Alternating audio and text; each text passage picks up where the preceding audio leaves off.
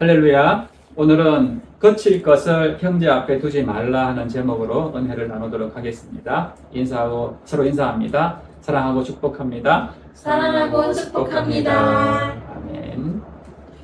언젠가 월간 조선에요, 우리나라 UDT 부대에 대한 기사가 실린 적이 있었습니다. 그런데 그 기사를 쓴 기자가 부대를 둘러보다가 한 가지 놀라운 사실을 발견을 했는데, 그게 뭐냐면 본부 건물 어디엔가 이런 문구가 붙어 있었습니다. 스트레스를 주지도 말고 받지도 말자 하는 그런 내용입니다.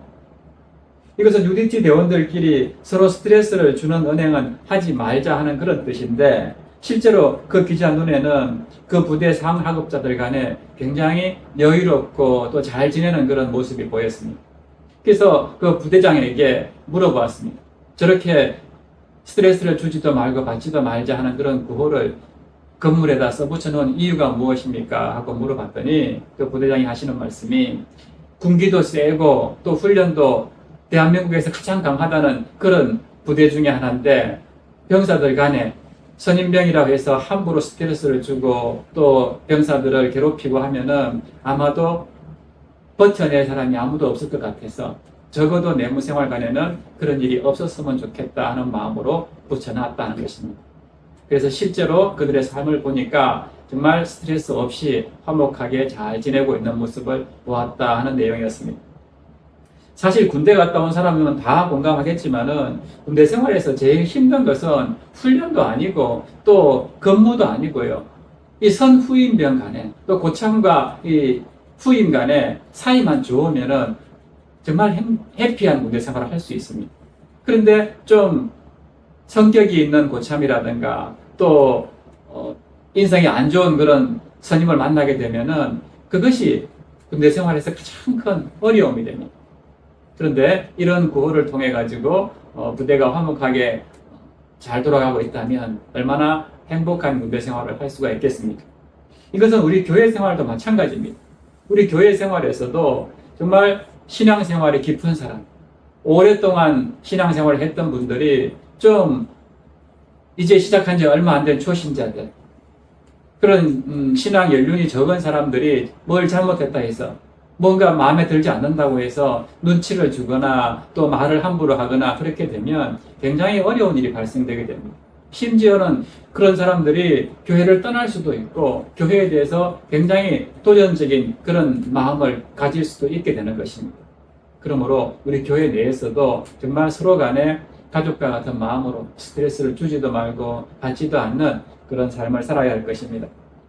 사도 바울이 지금 그런 이야기들을 13장에서부터 계속해서 하고 있는데요, 이 신앙심이 강한 자들, 오래된 기독교 이런 믿음을 가지고 있는 사람들이 믿음이 약한 사람들을 정말 잘 가르치고 또 존중해주고 배려할 줄 아는 그런 삶을 살아야 된다 하는 말씀을 계속해서 하고 있습니다. 14장 전반부에서는 믿음이 강한 자가 약한 자 앞에서 하지 말아야 할 것을 경고했다면요, 오늘 본문에서는 믿음이 강한 자가 해야 할 일이 무엇인가 하는 것을 말씀하고 있습니다. 함께 본문 말씀을 보면서 교회 안에서 신앙의 선배들이 아직도 영적으로 미흡한 교우들을 바로 이끌기 위해서 우리가 가져야 할 자세가 무엇인가 하는 것을 함께 살펴보기를 원합니다. 첫 번째로, 자기의 행위를 통해서 약한 교우를 실족시키지 않도록 주의하면서 오직 자신부터 성령 충만의 본을 보여주어야 한다는 사실입니다. 13절부터 18절 말씀 보겠습니다. 그런즉 우리가 다시는 서로 비판하지 말고 도리어 부딪힐 것이나 거칠 것을 형제 앞에 두지 아니하도록 주의하라. 내가 주 예수 안에서 알고 확신하노니 무엇이든지 스스로 속된 것이 없으되 다만 속되게 여기는 그 사람에게는 속되니라. 만일 음식으로 말미암아 내 형제가 근심하게 되면 이는 내가 사랑으로 행하지 아니함이라. 그리스도께서 대신하여 죽으신 형제를 내 음식으로 망하게 하지 말라. 그러므로 너희의 선한 것이 비방을 받지 않게 하라. 하나님의 나라는 먹는 것과 마시는 것이 아니요 오직 성령 안에 있는 의와 평강과 희락이라.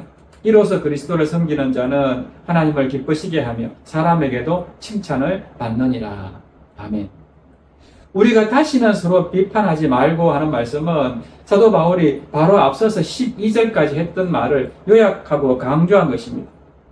그렇게 서로 비판하지 말고 취해야 할 자세가 뭐라고 합니까? 그 뒤에 보면 도리어 부딪힐 것이나 거칠 것으로 형제 앞에 두지 아니하도록 주의하라 하는 것입니다. 즉 말로서 남을 비판하는 일에만 몰두하지 말고 먼저 내 행위가 상대방의 신앙생활에 어떤 시험거리가 되지 않도록 조심하라 하는 것입니다. 13절에서는 서로라는 말을 사용해서 믿음이 강한 자나 또 약한 자나 서로 조심하라고 하는데요. 그러나 14절 이하에 계속되는 이 말씀을 보면은 모든 권면이 다 믿음이 강한 교인 쪽을 향해서 주어지고 있다는 것을 보게 됩니다. 그 누구보다도 지금 이렇게 권면하고 있는 사도 바울 자신부터가 그렇게 처신했습니다. 14절에 보면 바울에게는 무엇이든지 스스로 속된 것이 없었습니다. 이것은 특별히 음식 문제에 있어서 음식은 그 어떤 음식이든지 간에 부정하지 않다는 확신입니다. 그의 확신이 어느 정도였습니까? 주 예수 안에서 알고 확신할 정도로 분명했습니다. 음식이 부정하게 되는 것은 오직 이 음식은 먹으면 안 되고 저 음식은 괜찮고 이렇게 까다롭게 따지는 사람들, 즉 음식을 속되게 여기는 사람에게만 적용될 뿐이었습니다. 하지만 바울은 자신의 신앙 양심에 따라서 행하는 일이 자기 형제들을 근심하게 만들기를 원하지 않았습니다. 15절에 근심하게 되다 하는 말은 마음을 상하게 되다 하는 뜻입니다. 즉 바울은 음식 문제 때문에 다른 사람들이 시험에 들거나 실족하지 않도록 아주 조심했던 것입니다. 앞서 2절에서 보았듯이 사도 바울은 모든 것을 먹을 만한 믿음이 있는 사람이었습니다. 하지만 믿음이 연약한 사람들은 시장에서 파는 고기들은 우상에게 가져다가 바쳐서 제물로 드렸던 고기이기 때문에 그것을 먹으면은 자기도 부정하게 되고 더럽게 된다는 그런 생각 때문에 채소만 먹고 살았다는 것입니다.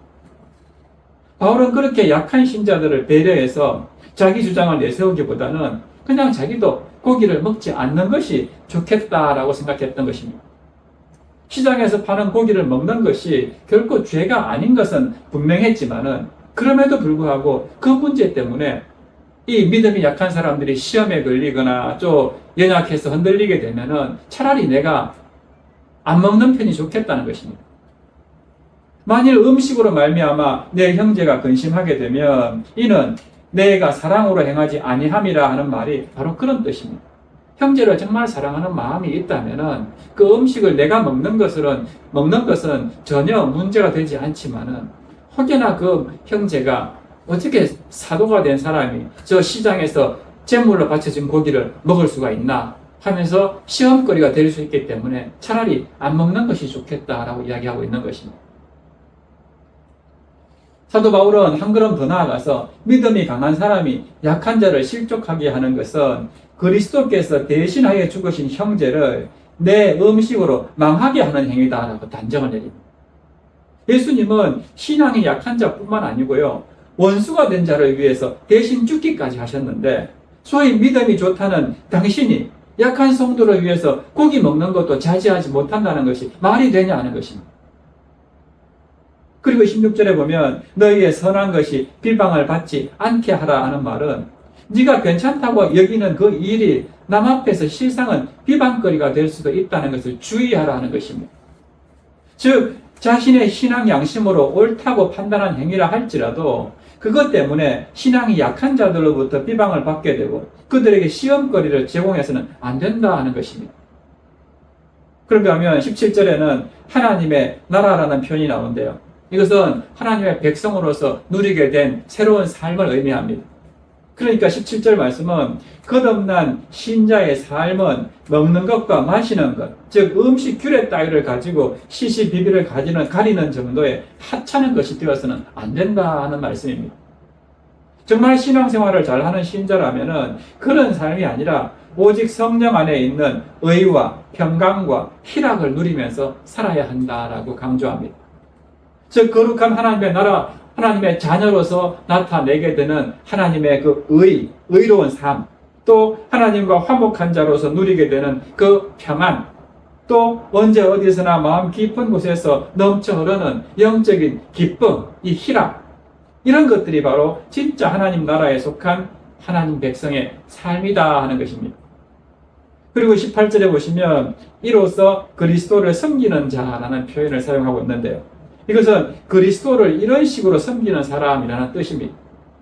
그러니까 이런 식으로 그리스도를 섬기는 사람은 하나님을 기쁘시게 하고 사람에게도 칭찬을 받는다 하는 것입니다. 잘 믿는다는 교인이 자기 주장만 내세움으로써 오히려 약한 교인을 실족시키는 그런 행위를 보인다는 것은 결코 그리스도를 바르게 섬기는 행위가 아니다 하는 것입니다. 우리 속담에 뭐 묻은 개가 뭐 묻은 개 나무라 한다 하는 표현이 있죠. 남을 비판하기 전에 먼저 자기 자신에게 부끄러운 것이 없는지 살펴보아야 합니다. 다른 사람의 눈 속에 티가 보이면은 그것을 지적하기 전에 먼저 내 눈 속에 들보가 들어앉아 있어서 그 교인을 실족시키고 있지는 않는지 돌아볼 줄 알아야 한다는 것입니다. 그렇게 하지 않으면 자기 딴에는 약한 교인을 고쳐준다고 하는 것이 오히려 그 사람을 더욱 근심하게 만들고 또 최악의 경우에는 그리스도께서 대신하여 죽으신 형제를 망하게 만들 수 있게 되기 때문입니다. 내가 옳다고 한 것을 상대방에게 지적하고 강요하다가 오히려 그 사람이 시험에 들어서 교회에 안 나올 수도 있다는 것입니다. 반면에 진정으로 성령 충만한 신앙생활을 하고 있는 신자는 약한 성도를 가르칠 때 사실상 말이 필요 없습니다. 그냥 그런 신자의 삶 속에 흘러 넘치고 있는 의와 평강과 희락이 그것을 보는 사람으로 하여금 100마디 말보다도 훨씬 더 강력한 시각적인 모범이 되기 때문입니다. 본인부터가 늘 말씀에 충만한 은혜를 받고 온갖 봉사에 충성을 다하면서 그리스도를 진실하게 섬기고 있다면 그런 모습만으로도 약한 교인들에게는 저절로 본이 됩니다. 불성실한 교인들에게는 스스로 부끄러워지게 만드는 것입니다. 이처럼 자신의 선한 말로서 남을 훈계하겠다고 나서는 그런 삶이 아니라 내 스스로가 성령 충만한 삶으로 본을 보이게 되면은 약한 교인들은 바로 내 모습을 보고 야, 저런 삶이 정말로 진정한 그리스도를 섬기는 삶이구나, 진정한 교인의 삶이구나 하는 것을 깨닫고 더욱더 우리의 본을 따라서 주님께로 헌신하고 돌아오게 되는 그런 역사가 일어난다 하는 것입니다. 그런가 하면 또 한 가지 신앙생활의 선배들이 아직 연약한 성도들을 바르게 이끌기 위해서 꼭 지켜야 할 자세를 사도 바울이 강조하는데요. 그것은 자기 신앙 양심을 다른 교우를 판단하고 비난하는 데 쓰지 말고 오직 하나님과 자신 사이에 가지고 있어야 한다는 것입니다. 즉 자기 자신을 하나님 앞에 비추어서 살아가야 된다는 것입니다. 19절부터 23절 말씀 보세요. 그러므로 우리가 화평의 일과 서로 덕을 세우는 일을 힘쓰나니 음식으로 말미암아 하나님의 사업을 무너지게 하지 말라.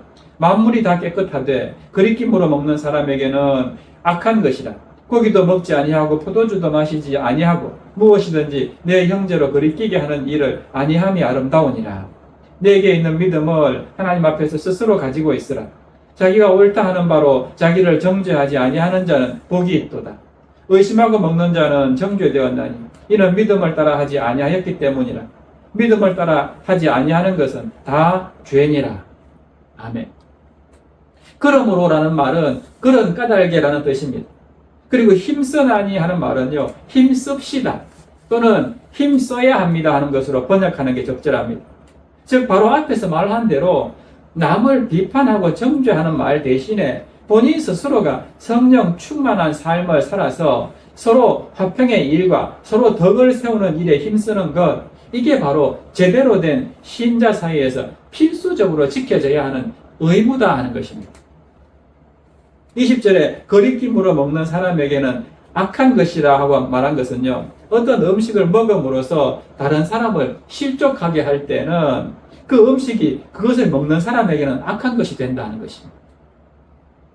자기 딴에는 해도 되는 선한 일이라고 판단되더라도 그 행위가 다른 교인의 마음에 상처를 주거나 특히 약한 교인에게 시험거리가 된다면 그것은 결국 하나님의 사업을 무너지게 하는 심각한 결과까지 초래할 수 있다라고 말씀합니다. 즉 별거 아닌 문제를 가지고 자신의 신앙 양심만 내세우다 보면은 하나님께서 약한 자 한 사람 한 사람까지 변화시켜서 끝내 구원받게 만드시는 그 구령 사업에 큰 지장을 줄 뿐만 아니고요, 아예 한 교회 전체를 완전히 쪼개지고 무너지게 할 수도 있다 하는 것입니다. 사도 바울은 그런 위험성을 항상 염두에 두고 행동했기 때문에 고기도 먹지 아니하고 포도주도 마시지 아니하고 무엇이든지 형제로 거리끼게 하는 일을 하지 않으려고 그토록 애를 썼던 것입니다. 이렇게 바울은 신앙이 약한 형제를 위해서는 자신의 신앙 양심을 양보했지만요. 그러나 하나님 앞에서는 자신의 믿음과 신앙 양심을 굳게 지켰습니다. 22절 보세요. 내게 있는 믿음을 하나님 앞에서 스스로 가지고 있으라. 무슨 말입니까? 약한 형제를 위해서는 비록 내 행동과 내 신념이 확실하다고 그런 확신이 있어도 양보하고 그 형제가 하나님 앞에서 정말 신실하게 살아갈 수 있도록 우리가 희생해야 되지만은, 그러나 그렇다 해서 내가 가지고 있는 그 믿음, 그 신념까지 양보할 필요는 없고 양보해서는 안 된다 하는 것입니다.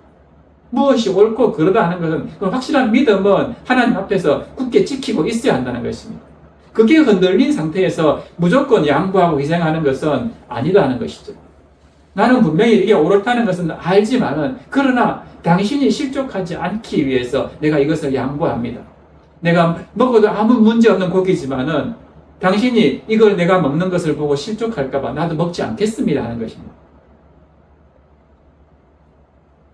우리는 자신의 믿음을 남 앞에 내놓으려 하거나 과시하려고 해서는 안 됩니다. 오직 하나님 앞에서 신실하게 지키려고 힘써야 합니다. 왜냐하면 개인의 신앙 양심이라는 것은 다른 사람 앞에서 자신을 과시하기 위해서 사용하는 게 아니라 오로지 나를 하나님 앞에 비추어서 내 자신의 신앙을 좀 더 견고하게 세우기 위해서 필요한 것이지, 남 앞에서 내가 성경을 얼마나 많이 읽었고 내가 얼마나 기도를 많이 하고 내가 얼마나 이 부분에 대해서 잘 알고 있는지 아느냐고 자기를 내세우기 위해서 우리가 성경 공부를 하고 또 모임을 가지고 말씀을 듣는 게 아니다 하는 것입니다. 오직 하나님 앞에서 평가받는 것입니다. 그 다음에 나오는 자기가 옳다 하는 바로 자기를 정죄하지 아니하는 자는 복이 있도다 하는 말씀도 같은 맥락입니다.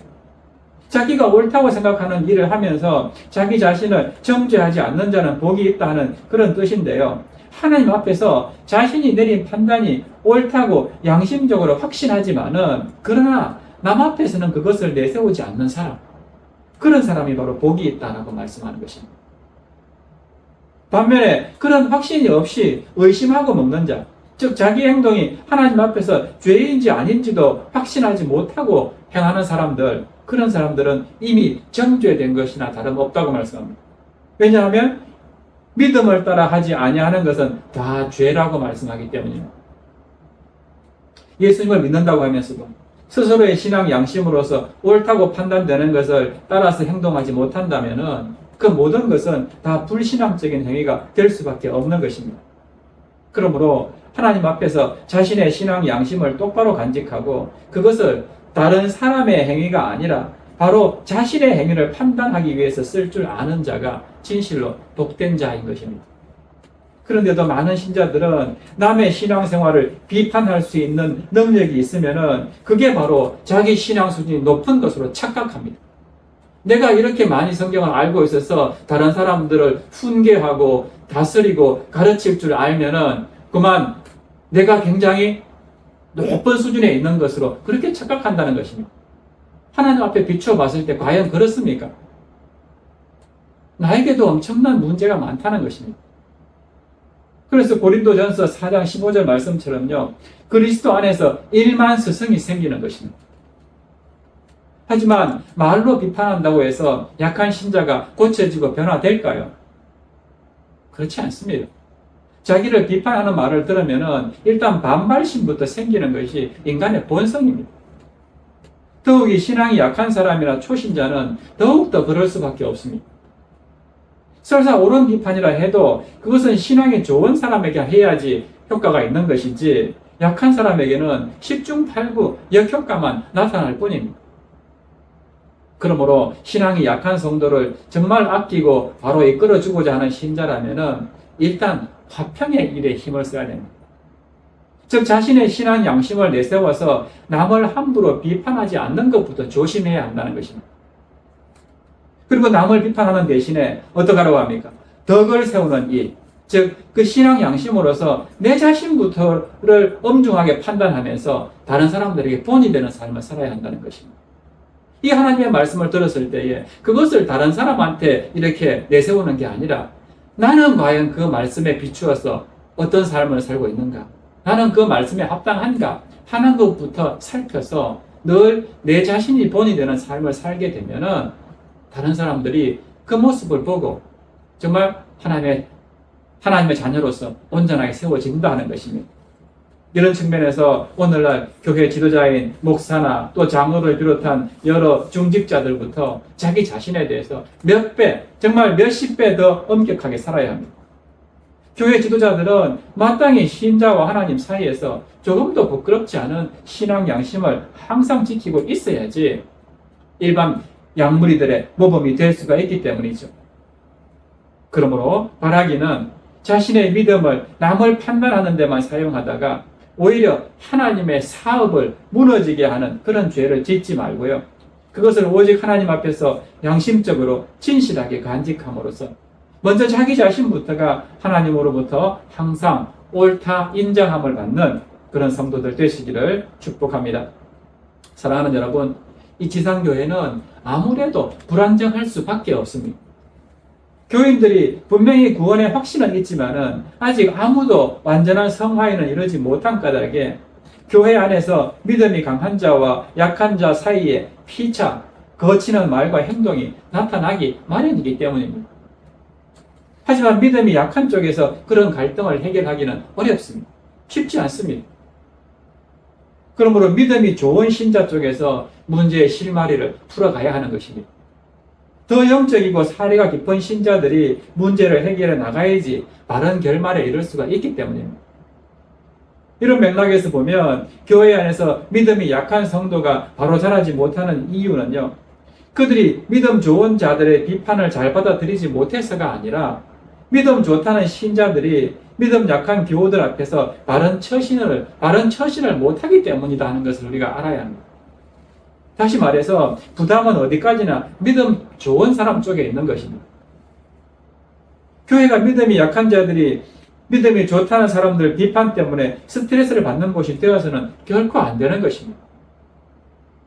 오히려 믿음이 강한 자들이 어떻게 하면 이 약한 교우들을 잘 가르치고 바로 인도할 수 있을까 하는 것을 염려하면서 늘 자신의 은행과 신앙 양심부터 똑바로 지키기 위해 조심하고 힘써야 합니다. 신앙생활에서 먼저 된 자들이, 교회의 지도자로 세움받은 자들이 바로 그런 영적인 짐을 지고 선배로서의 부담을 느낄 줄 알아야지 그런 교회가 진정으로 건강한 교회가 되는 것입니다. 그러므로 교회 안에서 소위 옳은 소리 잘한다고 자처하는 그런 선생만 많아지면 절대로 안 됩니다. 말보다는 그저 성령 충만의 신앙생활이라는 것이 어떤 것인지 그거를 눈으로 볼 수 있도록 만들어주는 그런 역할의 모델을 해야 되는 것이죠. 마찬가지로 자기 양심으로 남을 판단하는 그런 판사가 많이 생기면 생길수록 그 교회는 시끄러워지고 갈라질 뿐입니다. 우리 각자가 남의 티끌을 찾으면서 살아가는 그런 자세를 버리고 오직 자기부터가 살아계신 하나님을 두려워하는 그런 신앙 양심을 지켜야지 교회 공동체 전체에 덕을 끼칠 수가 있는 것입니다. 그러므로 약한 자들 앞에 오늘 말씀처럼 부딪힐 것이나 거칠 것을 두지 아니하고 먼저 자신의 생활부터 성령 안에서 의와 평강과 또 희락으로 채우시기를 바랍니다.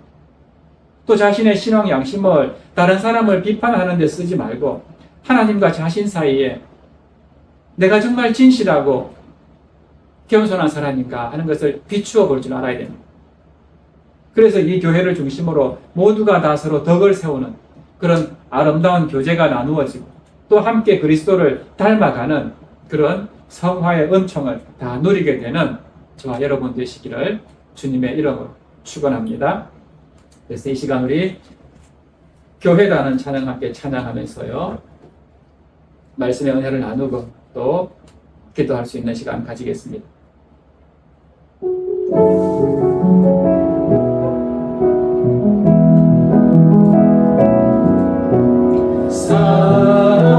사랑이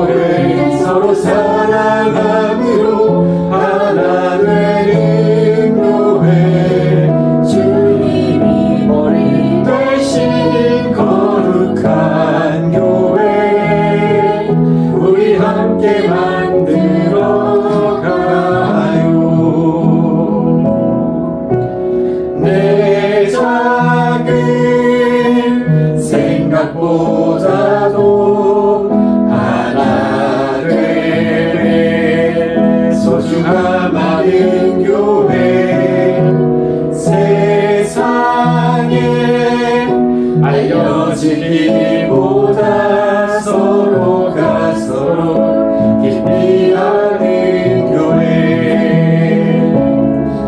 주님이 피로 사신 아름다운 교회 서로 사랑함으로 하나 되는 교회 주님이 머리 되신 거룩한 교회 우리 함께 만들어가요 우리 함께 만들어가요.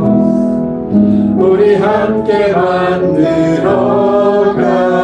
만들어가요 아멘. 이 시간 우리 말씀 생각하면서 함께 기도하겠습니다.